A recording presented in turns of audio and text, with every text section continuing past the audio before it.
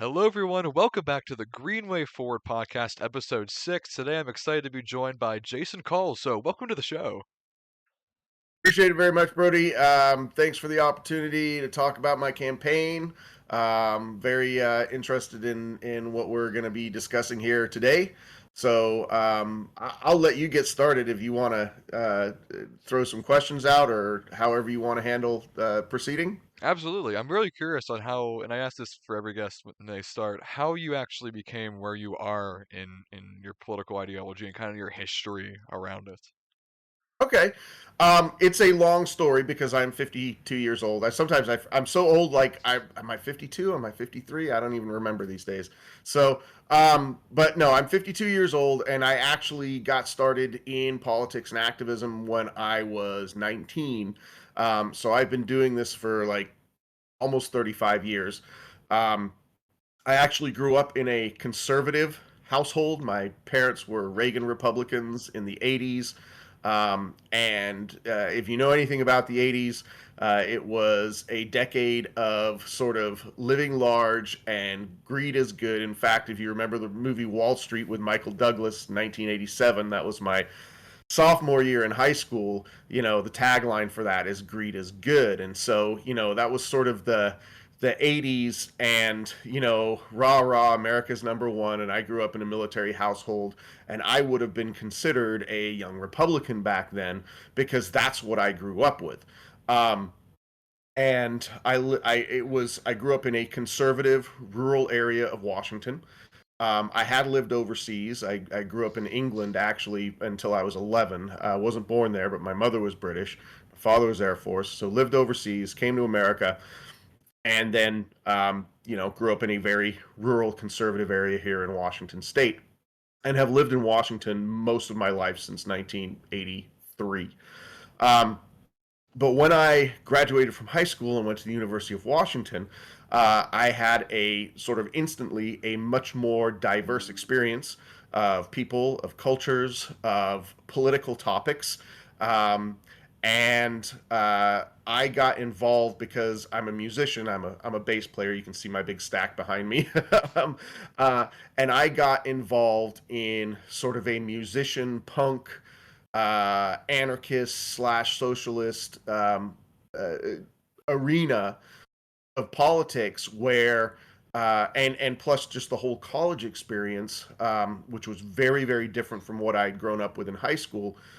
And I realized very quickly that the world was not this we're number one, we're a very white male dominant paradigm that I had grown up with. Like there was much more diversity to the world. And got involved in war protesting. So the Desert Storm War was started between my freshman and sophomore year in college, 1990. And I camped out on the steps of the federal building with my punk socialist anarchist friends, protesting the Desert Storm War, and became more involved in left-wing activism, and particularly centered around anti-war, but didn't understand the political system. I mean, I really still looked at the political system as being Republicans and Democrats. So you know what is the functionality of our political system? It's really, you've got a duopoly and you've got to pick one side. And so, because I had come to understand that the Republican upbringing that I was raised with was very wrong, I chose to be involved with Democrats. So I actually caucused for Bill Clinton in 1992, but wasn't seriously involved in any kind of organized political movement. And like I said, it was very much like I dabbled in the Green Party. I voted for Ralph Nader in 1996 and 2000. Um, but was not part of like any. I wasn't a member of the Green Party. I wasn't a member of the Democratic Party. I just did activism.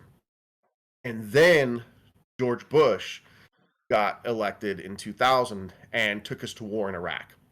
And that's when I got very involved in the Democratic Party as a pushback to wanting not wanting George Bush to be reelected. Like the whole thing with there was a lot of vote shaming going on around Ralph Nader. You voted for Ralph Nader. You caused the all false, all completely debunked. So we don't need to go into that. But in my mindset at the time, I was very much we can't have George Bush winning a second term. Um, so I got involved in first Howard Dean's campaign.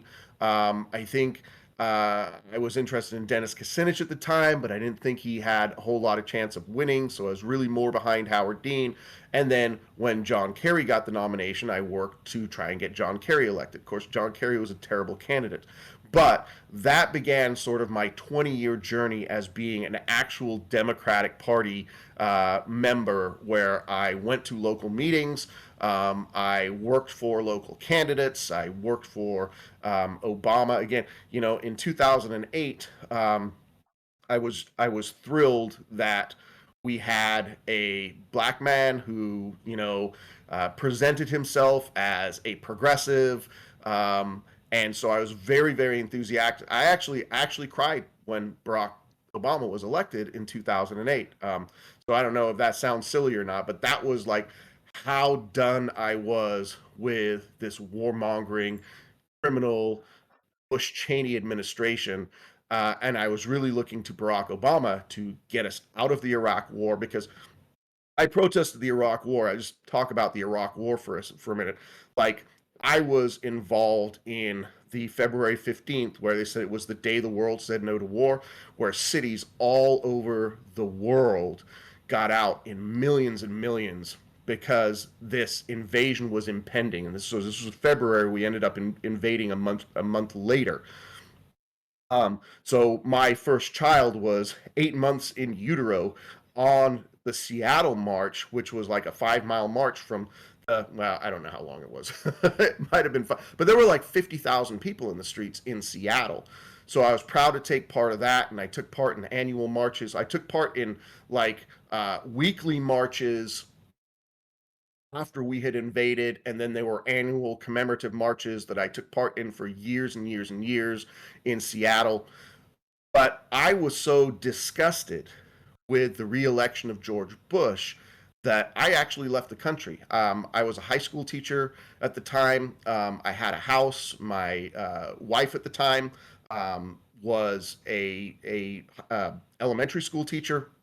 We had two young kids, and in 2006, I actually left the country and went to teach in Cairo, Egypt.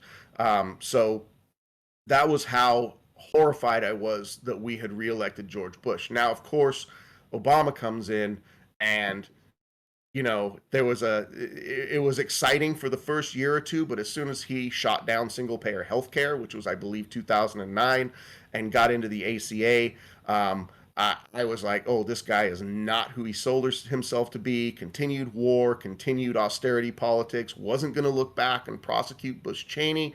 Um, and so even though I did vote for Barack Obama in 2012, I didn't work for him. I was like, all right, you're going to have my vote because you're better than John McCain. And no, actually, well, who was it? It was Romney. Mitt Romney at the time. Romney at the time. Binders full of women. But I wasn't enthused about Obama. I still was not looking towards the Green Party. I was still, committed to being a Democratic Party person and trying to do better within the Democratic Party. So then Bernie came around, and I was like, all right, this is our shot again. This is really our shot. Um, and so I got heavily involved in the volunteer movement for Bernie in 2015. Really, like as soon as he had announced in 2015, a bunch of us here locally in Washington were drop everything. This is our guy. And I knew about Bernie because I had listened to Air America in the previous decade a lot. And Bernie was a regular guest on Tom Hartman's show. He did Brunch with Bernie on Fridays. And so I knew who Bernie was. I knew I aligned with his politics. Um, so I was like, drop everything, let's go. And we actually won the caucus here in Washington State, 73% for Bernie. And then we had all the bullshit around, the super delegates, and we had, I think, somewhere in the neighborhood of 18 super delegates from Washington State. and all but two of them voted for Hillary Clinton, even though Bernie had won the state by 73%. So just massively soured on the Democratic Party. Now, interestingly enough, I had gotten myself elected to the Washington State Democrat Central Committee. Like the Bernie contingent here in Washington State, we kind of took over local politics in many respects. So I got elected from my local county party to represent on the state committee.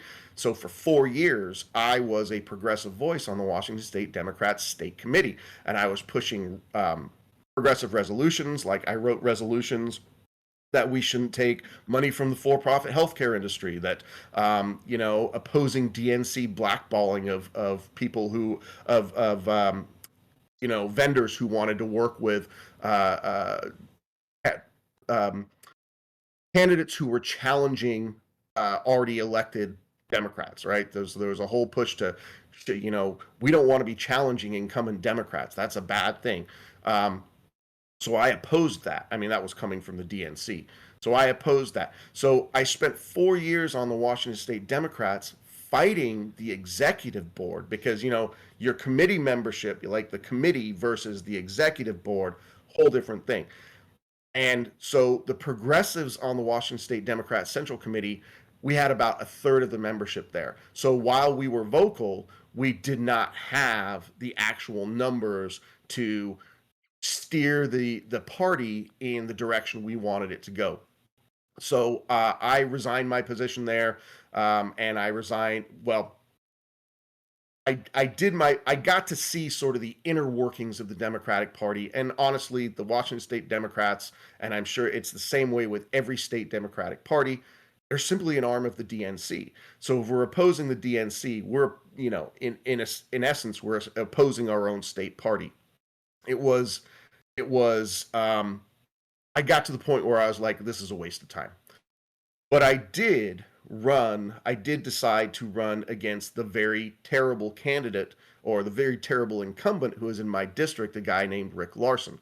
So one of my beefs with the state party was, we have rewritten the platform while I was there to be extremely progressive. If you go to the Washington State Democrats platform online, it's a very progressive platform, and I had a hand in writing a lot of it. But then the fight was, can we hold our elected officials, like at state level leadership, at federal leadership, can we hold them accountable to this platform? And the answer from executive leadership, DNC controlled leadership, is no, you can't. Our incumbents are our incumbents, and we're going to support them. And no, we don't care that they take bags of money from the fossil fuel industry. They take bags of money from the war machine, from the for-profit health industry. They literally I just found out that they did not care. So it became a very futile exercise to be involved in a body that simply was not going to change. And a lot of the progressives that I had tried to bring into the party, a lot of the Bernie progressives, like, come in, be numbers. We need numbers here. We need you to show up and vote. They didn't want to do it. They were like, no, the Democratic Party sucks. And I was like, but we can do this. We can try. Let's at least give it our best effort. Saw a lot of people that I brought into the party that helped me get elected to the state leadership committees, the state central committee. Once they saw Bernie get shanked by the DNC in 2016, they were like, "Nah, dude, we're out of here." That was enough. Like, we got a taste of it. We don't. I hung on for a long time, really trying to make things better. But so going back to where I am right now as a candidate, in 2020, I was out of the state committee in 2020, and I have just the incumbent here in this district is arguably the worst Democrat in the state. He is the most corporate funded. He is along with Adam Smith, who is chair of House Armed Services, he is the most aligned with the military industrial complex. His funders are ExxonMobil and Boeing. Boeing is the largest employer in my district, so he gets funded by Boeing and Lockheed Martin and Northrop Grumman and Raytheon and all these people. Like, if you go to the list of who are the people who made the war machine companies that made the most money off of Iraq and Afghanistan, those are his biggest funders. So I really felt like he needed to be challenged. It was very much an insurgent race in 2020. We did not raise very much money. We raised like a little over $50,000, but I ended up getting on third place on the primary ballot. So Washington has a top two primary system. It's the same as California, where as many candidates who want to run for the seat, they basically have to either collect the signatures or pay the filing fee. And you can be on, and you can align with any party you want. We actually do not have party registration here in Washington, so you can say I'm a member of the Democratic Party, but every voter in Washington is, in the eyes of the Secretary of State, an independent. Um, so there ended up being like 8 candidates on the ballot. There was me and the incumbent as Democrats, and then there were 6 Republicans filed. And I came in third out of that, and a very close third too. I was 2,600 votes behind, which was 1% of the primary vote. So the top two primary system is however many candidates file, the top two vote getters move on to the general election. So I missed that top two by 2,600 votes. And that made me think, okay, we can run this again. And to show you how underhanded the Democratic Party is, when our legislature here in Washington is fully controlled by the Democratic Party, both houses and the governorship. After the census, right? So we had the census in 2020, and there was a whole bunch of redistricting, like state level redistricting and federal redistricting. The Democratic Party actually redistricted the second district to be more conservative, and they did it to protect the incumbent because I got that close in 2020. So I ran the race again in 2022 as a Democrat. I got third place again. We raised 3 times as much money. I raised over like $185,000. My vote total went down because the district became more conservative, but it was the first primary in God knows how long that the incumbent got less than 50% of the primary vote. I actually increased my share of the Dem/left vote in the primary in 2022, even though I got fewer overall votes. And the Republican got more votes, so the gap between second and third place widened a little bit, but it was still only about 2%. So that brings me up to my race today. I ran what I felt was two very principled insurgent campaigns within the Democratic Party. After the 2022 campaign, particularly with seeing what the Democratic Party did in terms of redistricting, I said I'm out of here. I'm done with the Democratic Party. I was not going to run this race in 2024, but I had enough people reach out to me and say, "Dude, you did well. Maybe third time's a charm." And I said, I'm really not into it. I'm just done with the Democratic Party. And they said, well, would you consider running third party? And I said, I hadn't really considered it. And I had some Green Party friends who were part of the Bernie movement with me back in 2016. And they reached out to me and they said, listen, the Green Party here will support you if you run as a Green Party candidate. And so I said, so here's what I will consider. I said, if you guys can raise the filing fee, right? And the filing fee is 1% of the salary, so it's $1,740. If you can raise the filing fee, then I will run. I will put my name down on the ballot. I'm probably not going to campaign too hard. I'm still not sure how much I want to do this, but if you want a name on the ballot, I will be a name on the ballot for you. I've got name recognition in the district. I don't know what my bandwidth is to be running a full campaign. And within 3 weeks, that filing fee was raised. And I was like, oh, okay. Well, there's more enthusiasm within the Green Party for my candidacy than I expected. And I said, okay, well, let's do this thing. And that's where we are right now. So this was, I think, back in February of last year.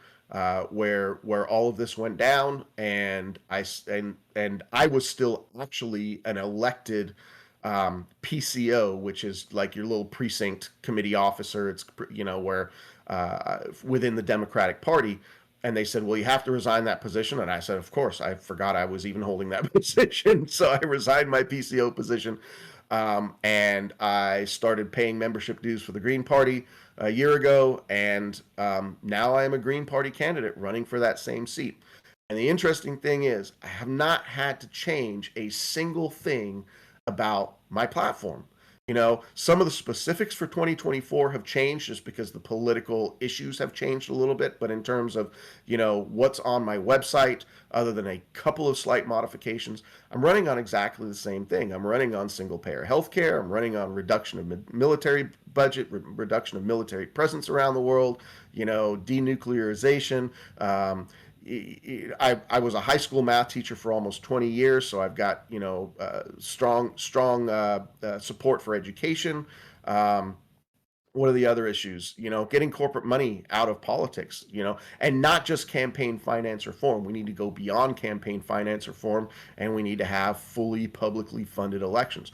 So none of those things are things that the Democratic Party supports. They will sort of mouth the words in certain circles. Oh, sure, we're progressive like that. But when it comes right down to actually fighting for the policies, they're not going to fight for the policies.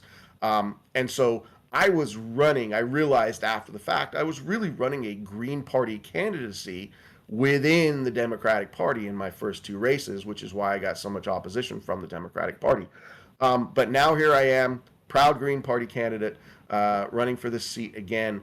And I really believe 2024 is a moment for the left with everything that's happening, particularly the genocide in Gaza. I really think that there's an opportunity.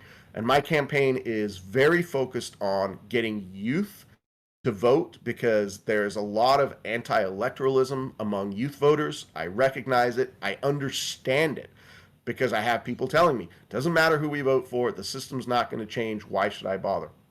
But I want to present myself to younger voters who voted, by the way, at an 11% rate, like the 18 to 34 demographic, voted at an 11% rate in the August 2022 primary, which is, I mean, it's pretty abysmal. I mean, I understand why, but it's really pretty abysmal. I would like to triple those numbers. I think if we can triple the demographic voting for the 18 to 34 demographic, I think we can get onto the ballot for November, right? I can come second place in the primary, which is August 6th of 2024.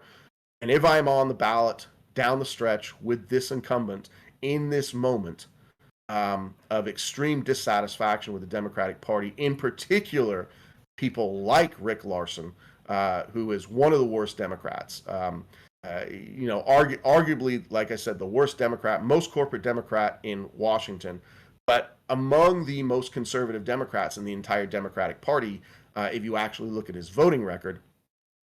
I think I can beat him down the stretch. So I really think that this is a moment that I can present to young voters, particularly young left-leaning voters who really are looking at options to save the future because it's very precarious right now. I think I can inspire them to get out and vote, and that is really my goal. Yeah, and that's great you brought up the youth vote. I mean, I just even registered to vote last week. I'm me pursuing my first election in 2024. Very excited for it all. And that's the thing I see a lot of in these leftist circles is the fact that people are just, oh, who are you voting for? West, Stein, De La Cruz, whoever. And half the people in the replies are just, I'm not voting anyone.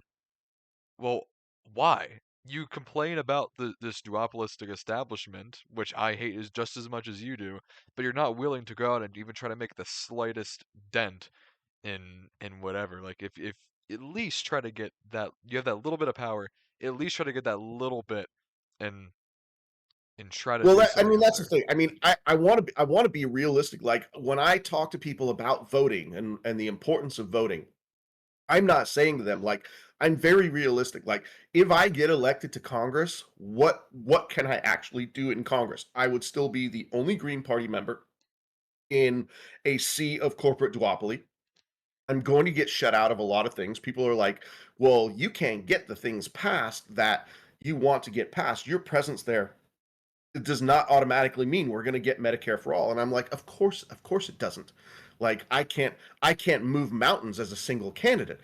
But what I can do is use my platform to unequivocally give a national voice to our priorities. And we don't have anybody doing that consistently right now, right? I mean, just imagine the media presence that I would have. Oh my God, the first Green Party candidate ever elected in the history of Congress. And why? Because these are the issues that I'm speaking to. And I think once you have somebody out there speaking unequivocally in support of progressive policies, then that message goes out to the public, and they're like, "Oh my God!" Like I'll give an example, like Bernie Sanders. You know, the movement that was behind Bernie was because he was unequivocal about so many issues that are impacting us right now, but are also going to be determinant of what our future will be like. Like, are we going to address climate change so that the planet's ecosystems don't completely collapse? Which, you know, quite frankly, I think there is a greater chance that they will than they won't. You know, at this point, but we've got to try. So I'm very open that like I can't move mountains, but I can give voice to our issues. And I also say that electoralism is not the be all end all of how we're going to win the fight, right? It is simply one part of it, but it's a part that you should participate in. And in Washington state, there is no excuse to not vote because I think we have the easiest pathway to voting. We have same day registration, we have online registration, we have all mail in balloting. Like literally your physical and mental effort to voting is going online to the Secretary of State's office, putting your name and address in, you know, like verifying that you're an actual person. They say, "Great, you are now registered. We will send you a ballot." All you got to do is pay attention and walk your ballot. You don't even have to put a stamp on it. You have just simply have to walk your ballot to the mailbox. That is voting in Washington state. It is the lowest bar I have seen in the entire country. And so there's no excuse for people who are like, "Hey, you know, I really don't like the way things are going." All right, register and vote. That's, you know, it's the lowest effort thing that you can do, you know. And also mutual aid and getting out there with labor activism and, you know, all sorts of other things you can do. Like, you know, with the Palestine protests, like, you know, we had a big Palestine rally in Seattle yesterday where the freeway was shut down. Unfortunately, I was not feeling well yesterday, so I didn't participate in that.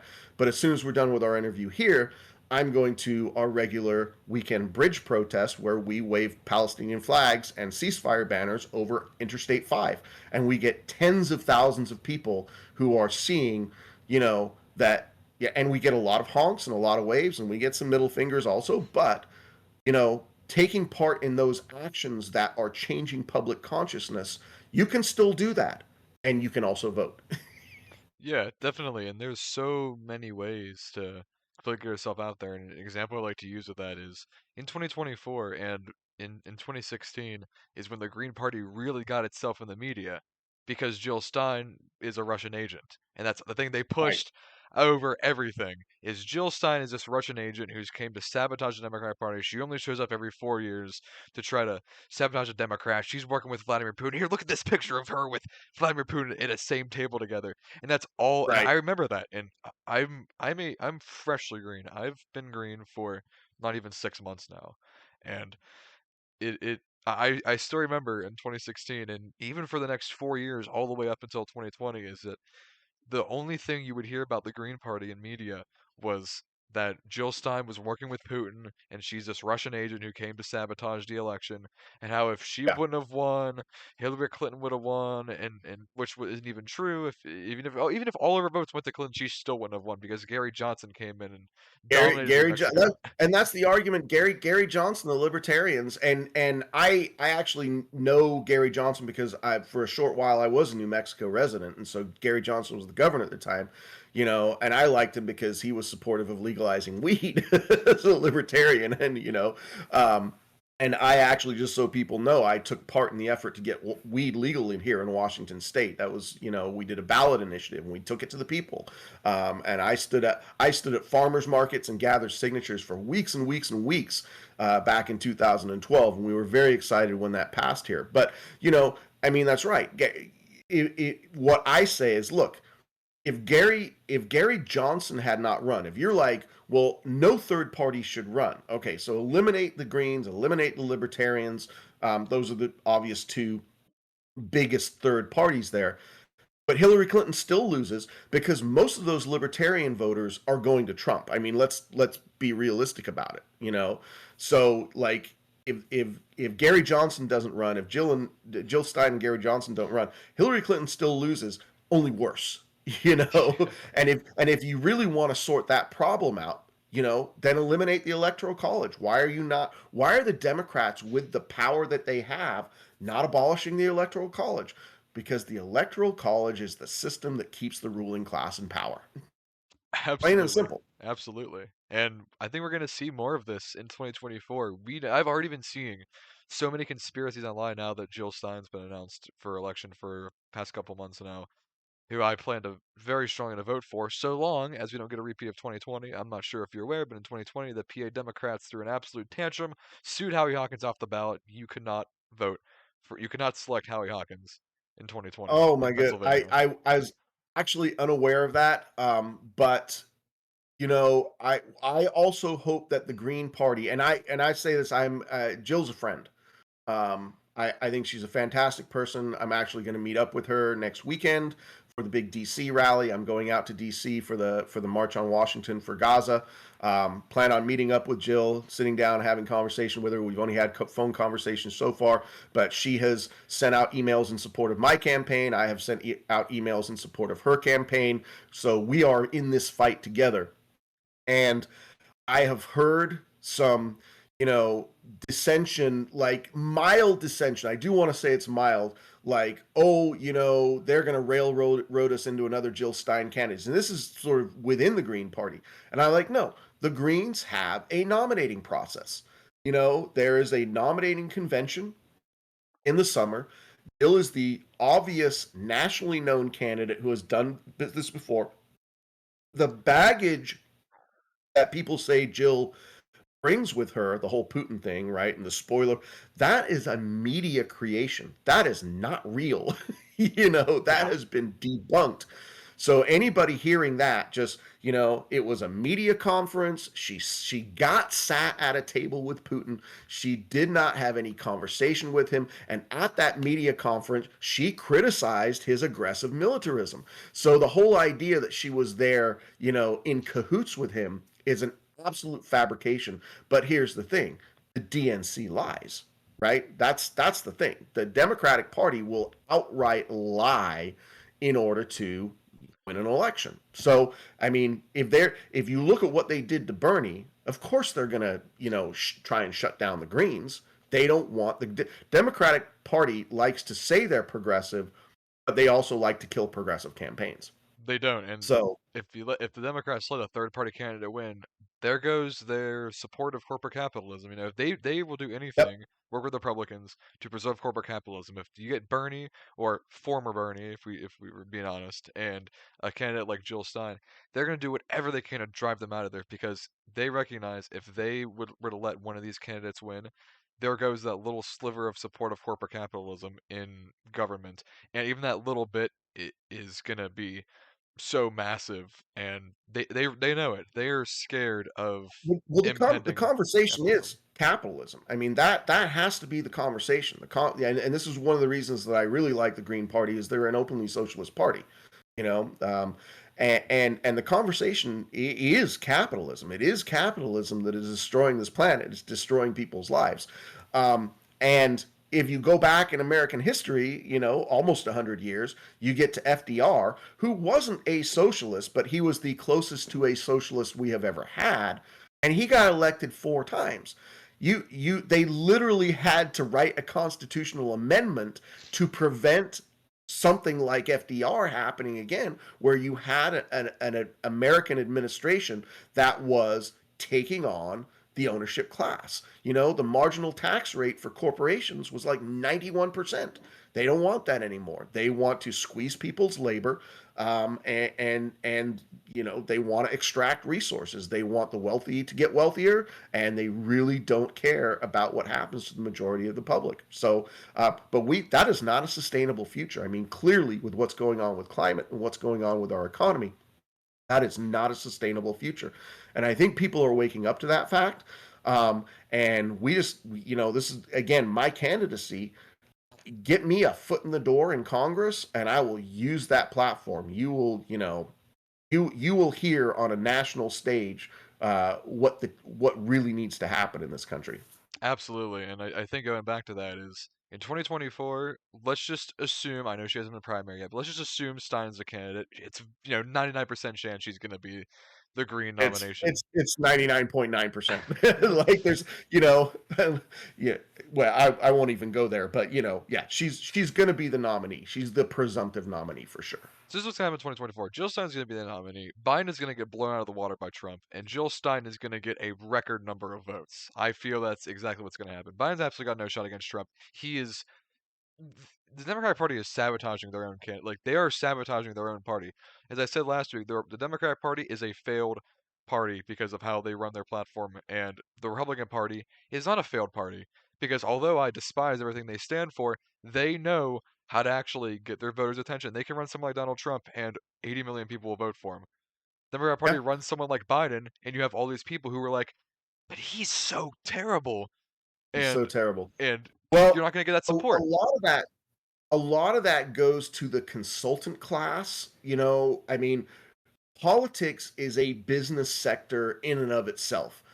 The amount of money that is raised and spent on politics in this country is absolutely an abomination.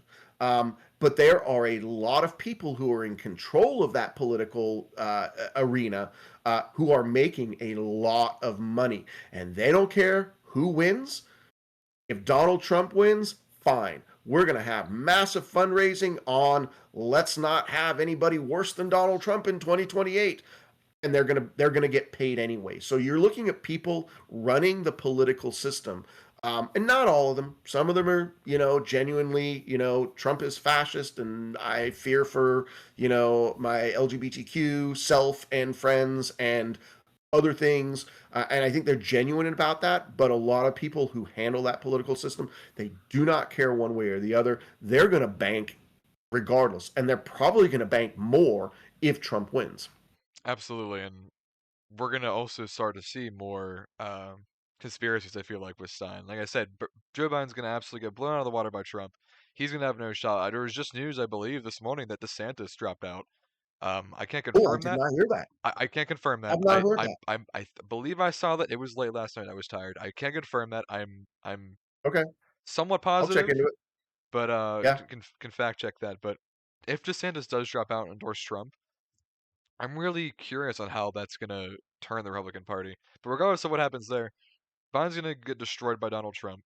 Stein is gonna get a record number of votes that's been unseen by a Green Party running for president, and they are going to Right. be another round of 2016 conspiracies. I've been seeing every day, and we're gonna see this every day leading up to the 2024 election, how your choices are Biden, Trump, and the Russian agent Jill Stein, and Yeah. they the Well, it's the Russian agent thing is it's all they've got. They've got she's a spoiler for Trump, and she's a Russian agent. Beyond that, they've got nothing. She's a clean candidate. There was some stuff about, oh, she took $5 million. No, she didn't. Oh, she spent campaign stuff that she no, she didn't. All of that, all you got to do is go look at the filings and you'll see.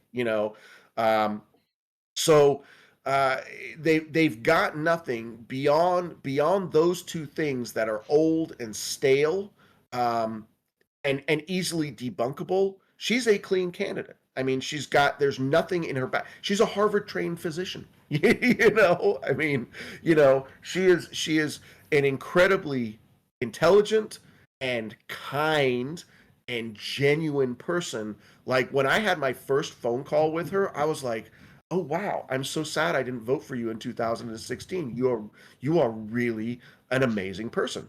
So, we got to fight back against that. We actually have to be organized and fight back about that.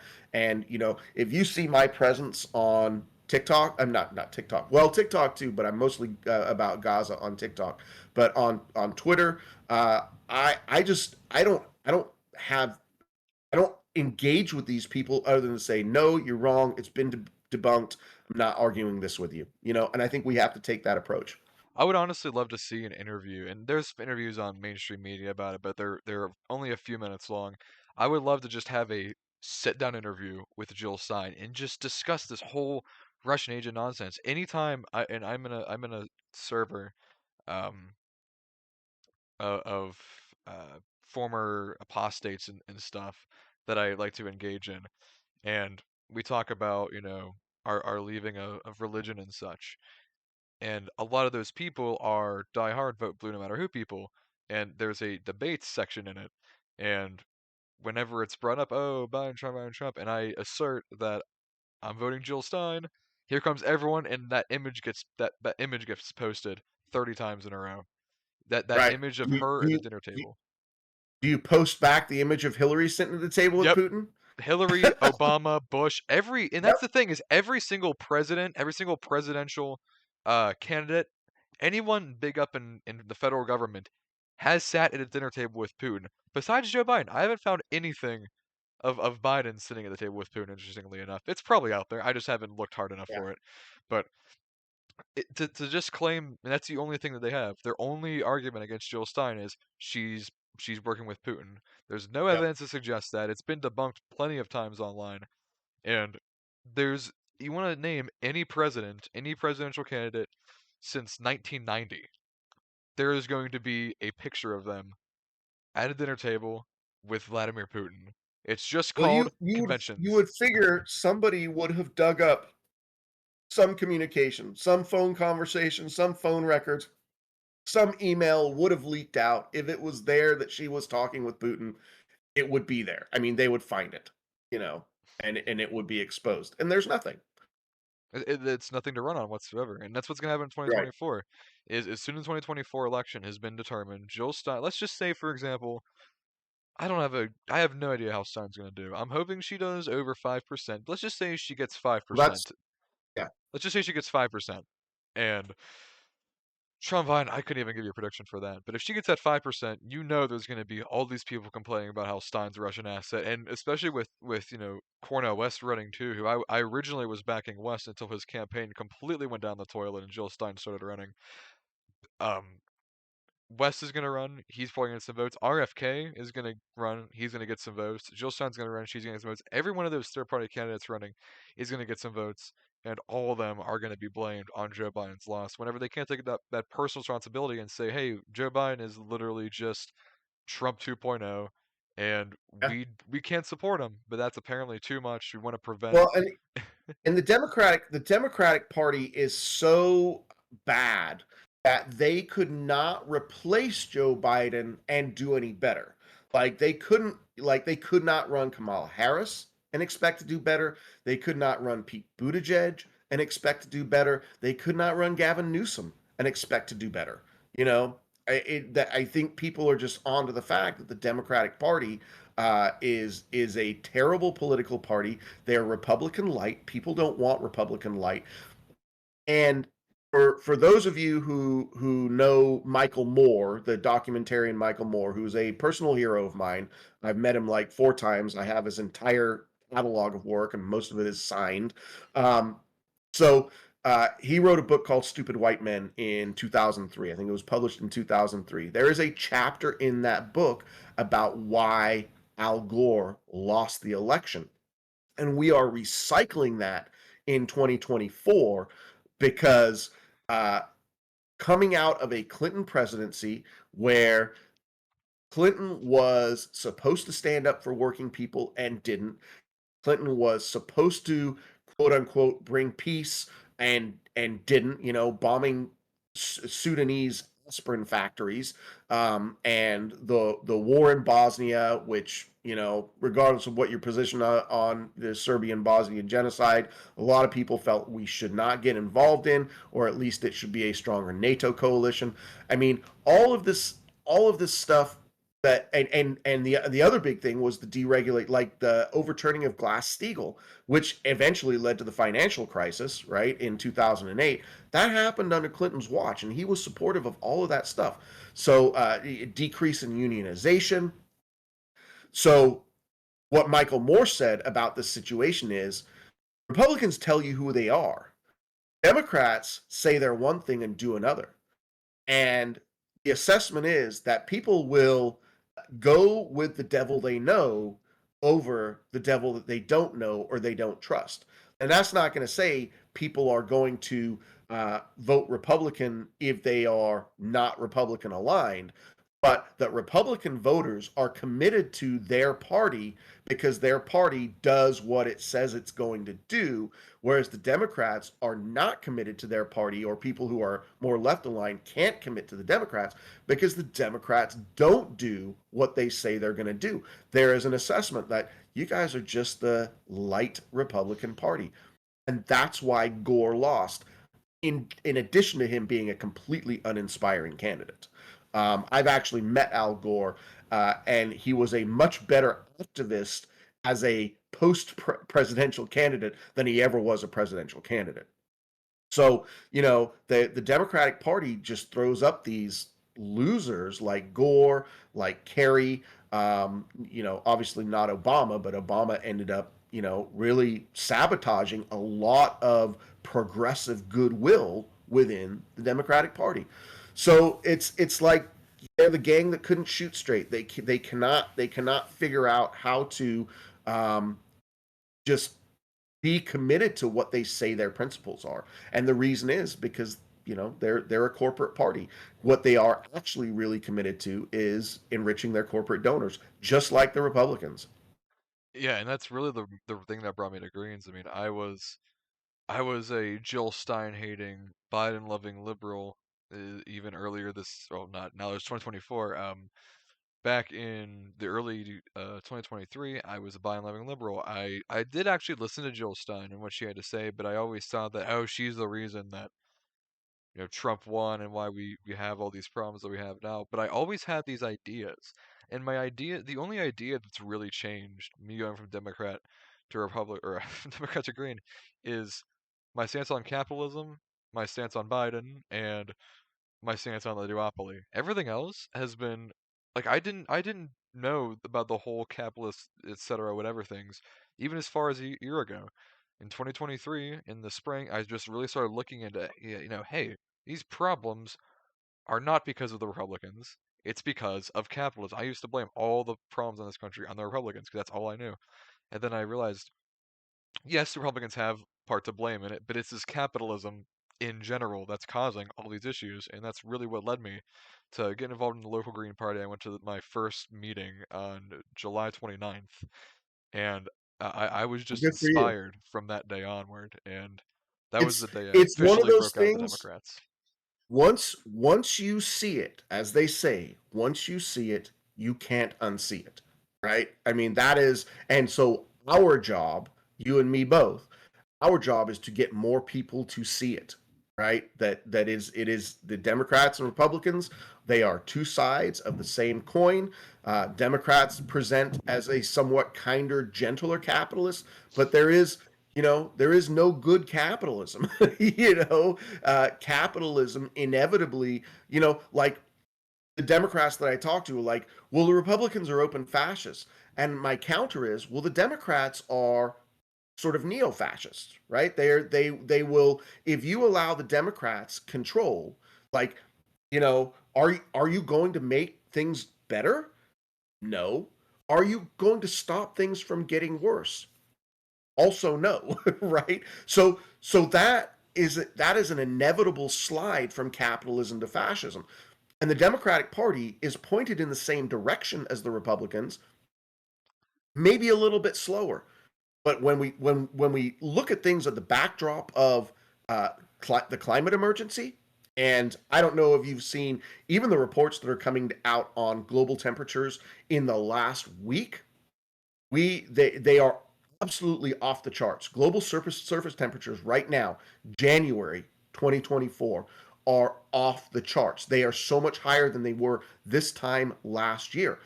Climate doom, is accelerating, right? It's accelerating. And the Democratic Party is doing nothing about it. And people are like, this is what pisses me off about the Democrats. Like, well, the most climate spending ever. This is what the incumbent in my race will talk about. I am proud to have signed on to the infrastructure bill where we're spending the most money on climate action ever. And my counter to that is nobody has ever spent any money on climate action before. Nobody has ever spent any serious money. So I'm a math teacher. I know that 10 times nothing is still nothing. and Absolutely. what I know also is that the amount of money spent on climate action is 7% of our military budget, right? And the military, the US military, is the largest emitter of greenhouse gases that is a non-state, right?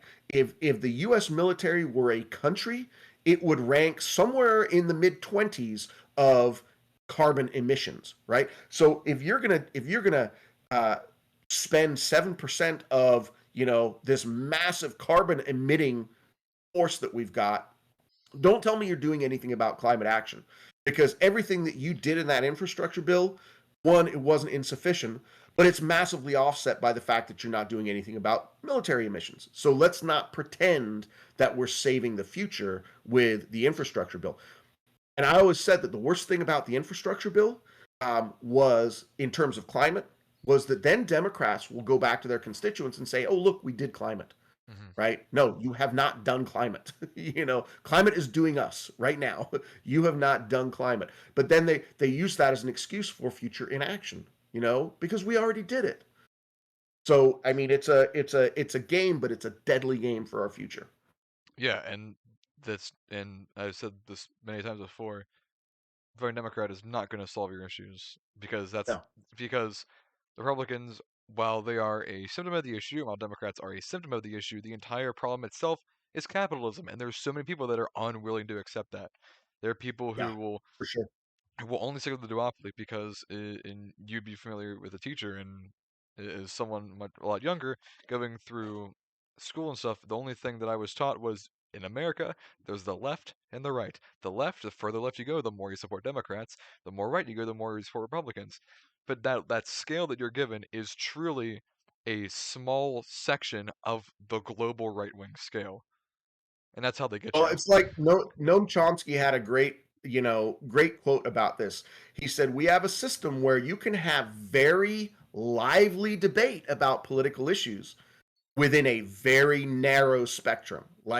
And that's exactly what you're talking about. You have a very narrow spectrum of things that are quote unquote acceptable in the political system to debate.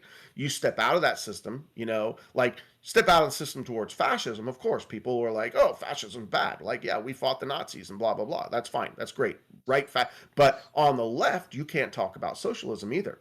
You know, because then all of a sudden, well, socialism has killed so many millions of people and blah blah, and they look at granted some atrocities committed by Mao and committed by Stalin, and they say that's it, that's what socialism is, that's what communism is, and no, that's not. I mean, I'm not going to go into sort of the political history of the Communist Party in China and Russia. I mean, they've been authoritarian.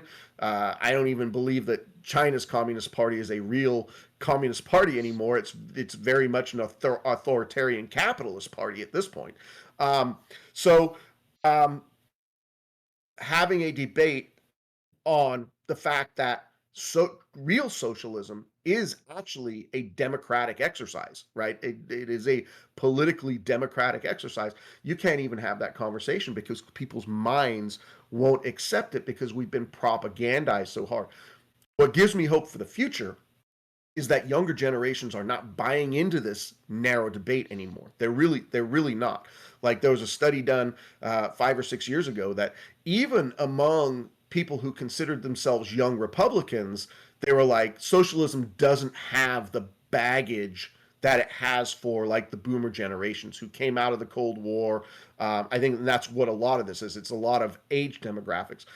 But you also look at the boomer generation as, and I don't use boomer as a pejorative. It's just, that's an age group. There's the silent generation, and then there were boomers, and then there's me, Gen X, and that's fine. We can classify people that way.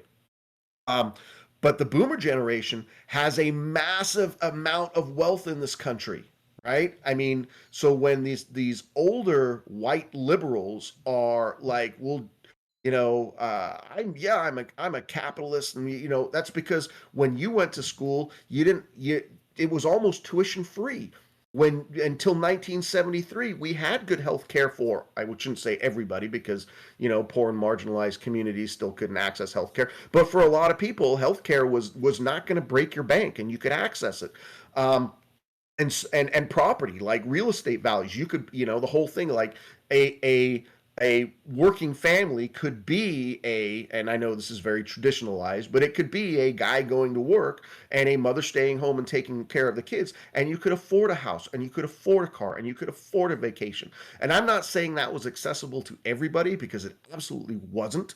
um, but for the people who are very much like, oh, we're proud Democrats, and that older white liberal generation, that's what they grew up with, you know, and they do not, excuse me, they do not understand that that whole dynamic has changed because of ultra capitalism, because of that capitalism that has sucked up all of our labor wealth into the top 1% and doled it around to a few people, and left most of the people without access to a lot of things, and that's why we see homelessness on the rise, and we see medical bankruptcies on the rise. People don't recognize that medical bankruptcy is the greatest cause of bankruptcy in this country.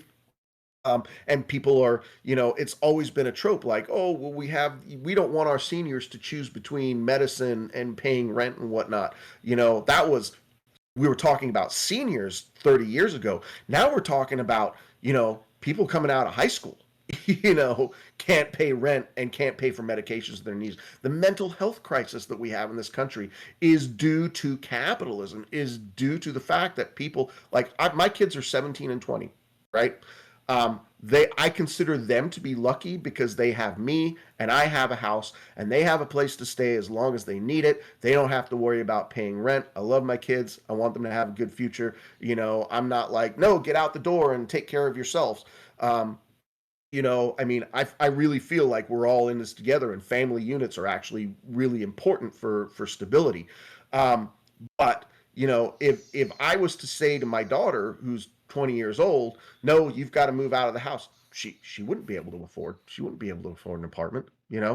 Um, so it's rough out there, and that alone, that economic precarity, and then couple that with young people's understanding of what's happening with climate, um, it is infusing a massive mental health crisis in this country that is also not being addressed because we don't have a healthcare system that is capable of addressing it, or wants to, because it's a for-profit healthcare system. So, I mean, we got massive problems, and capitalism is the root. But we can go spend all this money on the military, and we can spend all this money on Exactly. raises, and we can spend all this money on all these things that are unnecessary. All these now these cop cities that are appearing around the country. Oh, we can afford that. Oh, we can afford to send all this money to the military. Oh, we can afford a raise for senators. Oh, we can afford this. We can afford this. Can we have health care? No. Right. That's Right. that's that's purely how it is, and that is the biggest failure of capitalism. And there's people, they're not willing to accept that. There are people who, if you say capitalism is the problem, they'll say, "Well, you're just a dirty commie." Call me a Yeah, dirty commie. Call me a because they cop-hating don't have. anarchist. Call me whatever. Call me a dirty commie. Call me a cop-hating anarchist. Call me whatever you want. Don't call me a liberal, and then we're good. There we go. Well, and so going back to the boomer generation, the people who, but like within the Democratic Party in 2016, there ended up being a massive divide between the Bernie people who were coming in and trying to change the party, and the people who had been there, the Hillary people. Like, I literally got yelled at. This is my party. You go start your own party. Which eventually I'm like, all right, fuck you guys. I will. I will go be somewhere else. And then, you're like, but these are people who are older generations, boomer and older for the most part, and are secure in their housing and their health care and their retirement. They are living secure lives, and not to be ageist, but they're only going to be here for max what, another 20 years. I mean, lifespan averages. And so they're set up for life, and they don't want to turn around and give a hand up to people who are very critical of what their generation has done. Like, the generational divide is massive. It's massive in this country. But the reality is, just as time passes, it's not going to last. You know. Absolutely. And I'm also really curious to see how the boomer generation voting splits are going to be. If Yeah. in I think the highest are going to be for third party candidates such as Joel Stein in 2024 are going to be from that Gen Z 18 to 25 generation who are just so fed up about everything. That's someone who comes from Gen Z. It's someone who is really the the main Gen Z premises is that, oh, they're the most progressive generation of all time. But then they're still voting for Democrats. So what exactly are Right. you doing? Yeah. Um, we're Well, starting to and see a lot and of that. what the truth is, most Gen Z are not voting. In fact, and most millennials are not voting. And this is a big thing that we need to, I don't want to, again, electoralism is not the answer, but it is part of the answer. And right now, the 65 and older generation, they vote fairly consistently. Like, going back to looking at the primary in my race in August of 2022, like 45% plus, or 45% of the 65 plus age group voted in the primary. Like, a lot of people don't even know primaries exist. Right? They only look at the November election. Primaries are really, really important because that determines who goes through to the November election. But in terms of a comparison, 45% of the 65 and older age group voted versus 11% of the 18 to 34. And all I can say is, like, younger people, you are letting boomers decide your future. Don't do that. Electoralism is one avenue to not letting the older generations dictate what our future looks like. Absolutely, and that's another thing that I mentioned earlier about those leftist spaces, that refusal to vote. Get out the, you can't complain, and I hate to say this because this is gonna like tick some people off, but if you're gonna complain about the corporate capitalist duopoly, why are you not going out and voting for a third party socialist candidate? Yeah, If there's no other candidate and you don't want to vote, that's fine. But if you're straight out refusing to vote for Claudia or Jill Stein or Cornel West or someone like a socialist like in 2024, your complaint is not matching up to your actions. I understand. I understand the anti-electoralism, but if you want to try right. to at least help make the slightest dent that and that's the best that we can do. We're not going to succeed any other way besides that. Yeah. People always say you can't vote your way out of fascism. Well, that is, I do tend to agree with that. There's no other thing that we can do as ordinary citizens. The best thing we can do is prop up third-party candidates like yourself, have a heavy online presence, get that support from socialist, Marxist, communists like that will be supporting you, and get up there, rise up, use your voice to vote, and that's truly the best way we're going to get out of this. Yeah. If not, the world ends by the time we get to there. Well, I mean, the future, like, people say this is a terrible political message to run on, but I don't lie about anything. My assessment of the future is, it's not terribly hopeful, but the hope we do have lies in leftism. And so to advance leftism do whatever you can to advance leftism electorally. That's what we got to do. And including, I want to say this, including running for office. I mean, there are a ton of, I mean, we cannot deny the structure of the political system that we live in. And so try and take try and take control of that political system as much as you can. Run for office, run for school board, run for city council, run for county council. A lot of these offices are nonpartisan, so you don't even have to say you're Green Party, whatever. You can be have leftist politics, and you can run for it's often free. Like in Washington state, it is free to run for most offices, not ones that are have salaries, but you're like, hey, I want to have a strong influence on my city council, right? It doesn't cost anything to run for city council. Just put your name down on the ballot, pull some votes, put a message down in your voter guide, and see what happens. I mean, it's sometimes it's a really low bar. Absolutely, and I've been over the past couple months. I've really been thinking that eventually, at some point in the next couple of years, I am going to run for township school board, and just getting those local things is going to be this. Now, where I live and all the areas surrounding it in the Pittsburgh area, none of the races are nonpartisan. So you do have to have you can have an option. There's you don't have to have your political party on there. Is that you can choose to run nonpartisan. You can choose to run as a Democratic Republican, which is just you get like this purple D/R on the ballot, which is what a lot of people on the school board do. But you don't have to do that. You can run as your party, and if you're Democrat Republican, yeah, you do that if you want. But if you're a third party candidate, I feel like there's no reason to hide that um, Yeah, absolutely not. identity Be about be you. proud be proud about it. And when those voter guide statements come out, or whatever presence you have out in the community, the voting public will associate your message with your party, and you want that. You want to say this is what the Green Party stands for. If you're PSL, this is what PSL stands for. Like PSL has a, they've got ten bullet points, and I read there, it's very simple, and I agree with all of it. All of things that you like, and you would think that any reasonable person would agree with those principles. But they won't. That's the problem. Well, some of them will, right? You got to keep trying. Like I look at not trying as giving up, and the one thing that we cannot do is give up. Yeah, and I've taken a look at election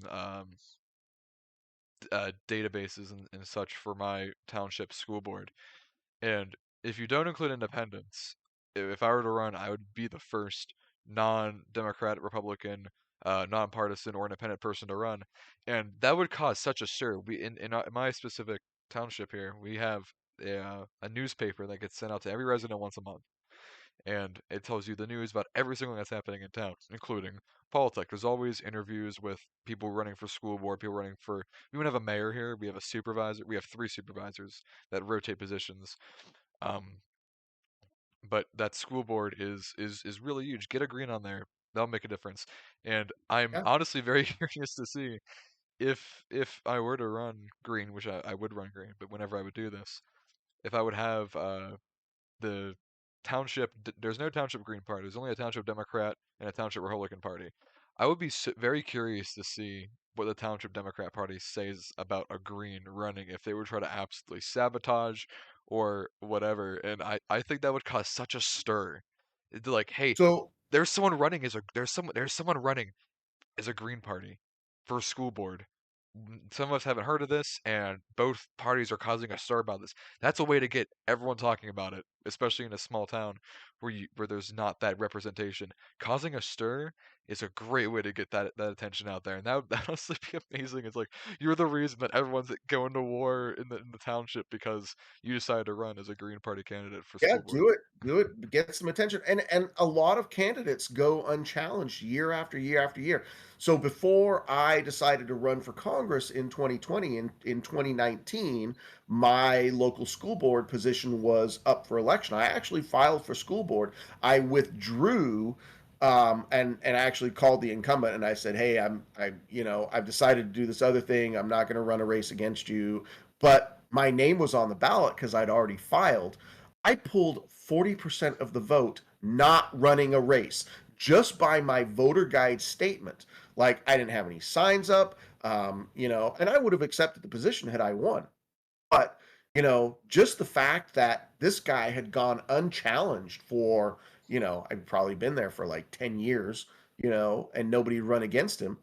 I ran against him with zero effort at all. Didn't cost me anything to file. It was a nonpartisan race for school board. But, pulling 40% for doing absolutely nothing except putting your name down, that's pretty good. So, get out there and do the things that are within your, like, could I do this if I got elected? Sure. I mean, Here's what I say. Like sometimes you look at the people who are sitting on your city councils and going, "Oh my God, I could do that job. I could do that job better than this guy." So just get out there and do it. Take a chance. Absolutely, in those school board races, there's plenty of things about school board that would have to deal with that. Is some school board races go unchallenged. Some of them are, vote 5 and there might only be 4 running. Go slip yourself in there. And at least for my township school board, look in to see how much of a commitment it is. Township school board here is an hour and a half a month meetings Yeah, and maybe 10 hours of prep a month. If you could sacrifice 12 hours a month and 10 hours of prep and planning is going to be on the much higher end. If you can sacrifice 12 hours a month for to make a change in your community as a third yeah. party candidate, go on and do it. Yeah. I ran for city council here in my very conservative town. And I came third out of three, but I pulled it was a very close three-way split. Like I got 29% of the vote running as an openly I ran as a Democrat, but clearly a very left-wing Democrat here for city council. And you're right, the commitment for city council here is a 2 hour meeting twice monthly, and then whatever prep work you have to do. I mean, so it's not a massive lift. And I look at some of the people who are on the school board, and I'm like, I don't want that person representing me. You know, and so just step up and do it. Step up and do it. And especially getting those young people who may have just graduated high school or whatever, who are familiar with what they learn and what if you have someone who's all my school board in my current town, uh, there's one guy who's maybe in his late 30s, early 40s. There's a woman who's in her probably mid 50s, but then the rest is everyone is like 75 and older. These people haven't gone to school in 60 years, don't know the current Yeah. scope of what's going on. They want to rule the school system the same way that it was ruled 60 years ago when they were in school. And these people don't know what goes on in school nowadays and not know what students actually need. That's why it's so important to have even one of the people who won and just got sworn in like 2 days ago, who just won. She was a former teacher of the school. She's a Trumper, but so it didn't resonate too well with some people, including myself. But getting those former teachers who know how to run a classroom and not people who are 75 years old in retirement just doing this for something to do, because that's the thing, those people who are 75 years old and on the school board, they are probably doing it just to do it, just because they have nothing else in life to do. Or maybe you don't go to work, you don't got to do anything, you attend this meeting once a month, you do a little bit of prep work, you're retired, you don't have any responsibilities outside the The, the necessity things. The truth is, much of the makeup of like local Democratic Party organizations, like you know, they are that same makeup. They are people who can go to a monthly meeting because they don't have any other commitments. Like, yeah, I can sign up to be, um, the recording secretary of the. But it's a lot of older people who are not in tune with the current needs of younger generations and the future, and they're the ones who are essentially controlling the Democratic Party. Yeah, the head At, of the at local least in township. terms of a local organizational sense. Yeah, the head of my township's Democratic Party, he's like 85 years old, but Hmm. he's still got that organization, and he's able to get those people in. And I looked up to him. I met him quite a few times, and in recent years, and I just thought this is someone who I completely agree with. And then over last spring, I'm like, oh, never mind. This is a sham. Yeah. Not for me. Well, and then that tracks with our actual congressional leadership with leadership within the Democratic Party and the Republican Party for that matter. People like Nancy Pelosi and Steny Hoyer and Jim Clyburn. I mean, these people they're just aging out. They are not in touch. The world is not the world that they grew up in, and yet they want to hold on to the past. Like it's a Democratic Party is really a dinosaur party, as is the GOP. These capitalist parties are dinosaur parties. They are run by and for older generations who are not in touch with the needs of the future. Yeah, and you should not be dying of natural causes in office. Right? You should not be getting Diane wheeled in your Feinstein. wheelchair, looking pale I as a know. ghost, barely able to move. She's like the whole time. She Yeah, she can't speak very well and dies in office. There's no reason why people who are, you know, under 25 that are being represented by people like there's absolutely no reason yeah, whatsoever. yeah. Well, let's get out there and fight for it. I mean, I don't know if we're about ready to wrap up here, but yeah, I have to go to my weekly bridge protest. Absolutely, yeah, we were just Uh, about to wrap up anyways, so that was okay, perfect timing. sounds good. And yeah, so like I said, I go to a weekly Saturday and Sunday protest from 11 to 1 where we hold Palestinian flags over I-5 and bring awareness to the fact that our government. This is another thing. Like I've said, I will never vote for a party that supports genocide. The Democratic Party supports genocide. There's no two ways about it. The Republican Party does, of course. Also, they are fully in for Israel, but I can't just on a more like I have said I voted for Biden in 2020. One, because I was running as a Democratic Party candidate, and I felt like, how could I run as a Democratic Party candidate and not vote for the Democratic nominee for office, even though I knew how shitty he was and how much the Democratic Party had shut down the Bernie movement. But I would have voted for Bernie, of course, if he had been the nominee. And so I held my nose, and I was critical of Biden the entire. In fact, I lost a ton of friends because even after Biden got elected, I was like, all right, let's see what this piece of shit's going to do. I guess it's this piece of shit or the other piece of shit. Um, but I have firmly committed. Biden's administration is worse than I could have ever imagined. Like for the first year, I was like, maybe it's not going to be terrible, and then it's just been terrible. It's just been absolutely terrible. And what's going on with the war in Gaza, fully supported by Biden, won't call for a ceasefire, sending more money, constantly sending more money to Israel, munitions, where we can't, again, we can't get healthcare in this country. We've got homeless population in this country, but okay, let's send another $147 million to Israel so they can bomb Palestinians. You know, I could not. There's no way I could vote for Joe Biden. There's no way I could vote for like I might vote for local Democrats in local elections, like for my state senator or state representative, because I do not want to have a Republican-controlled state legislature. Um, because then we end up with what's next door in Idaho, where we have complete abortion bans. And so I get that.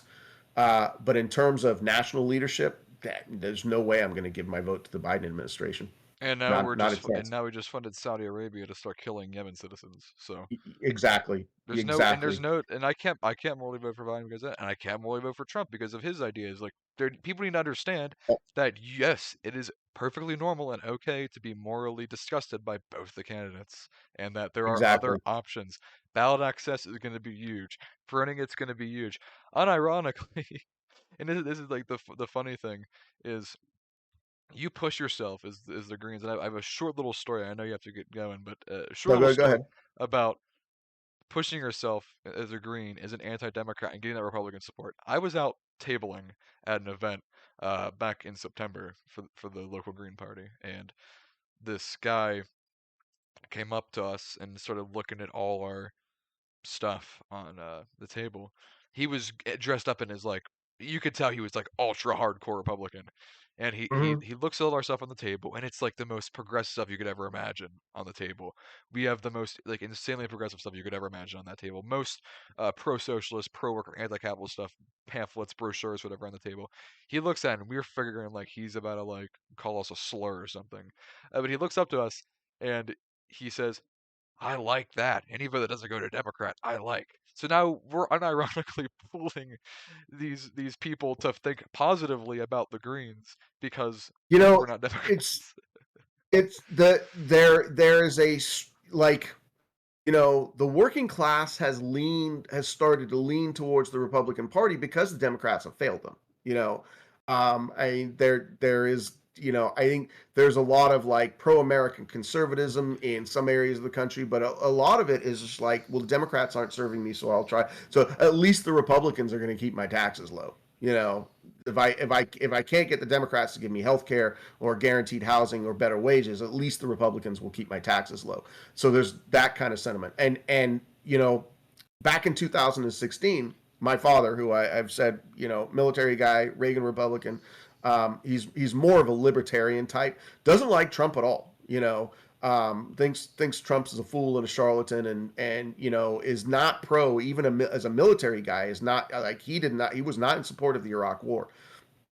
And he was in Vietnam, and saw his friends get killed, et cetera, et cetera. And so there's war trauma there, and so he was not supportive of the Iraq War. He said, in 2016, I don't agree with a whole lot of what Bernie Sanders said, but at least I trust him that he's genuine and that he means what he says.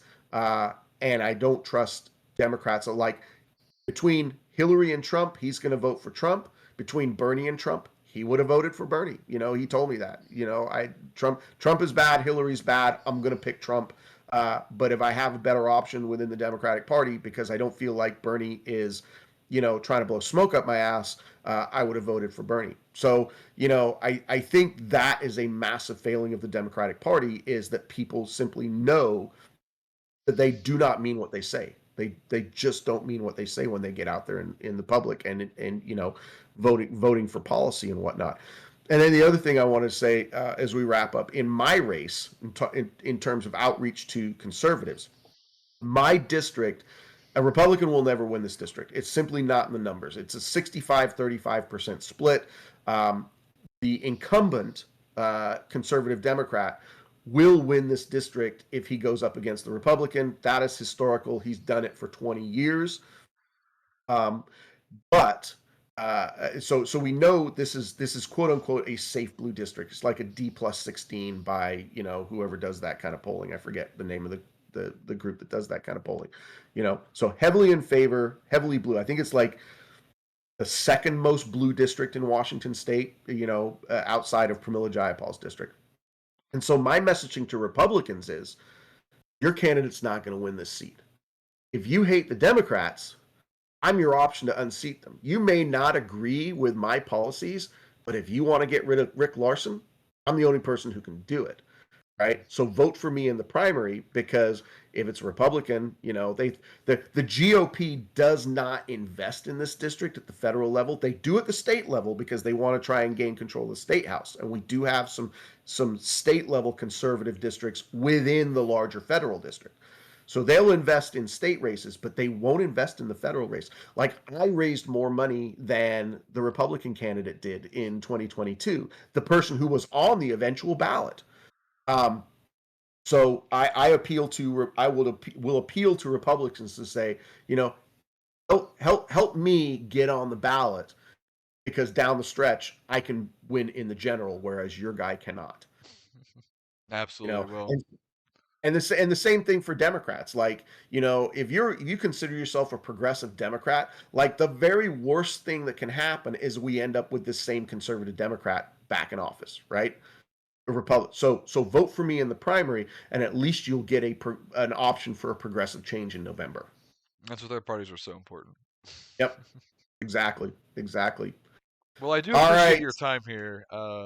Really happy to connect with another actual candidate for office here. We'll definitely stay in touch until whenever Yeah, your for election sure. is. And I do Yeah. appreciate you And staying if you on. want, So, down the road, if you want to do this again, hit me up. absolutely. Well, thank you for your time. I'm always And we'll end this up here. So, thanks, guys, everyone who watched. And we'll be back next weekend, next Saturday, for episode 7.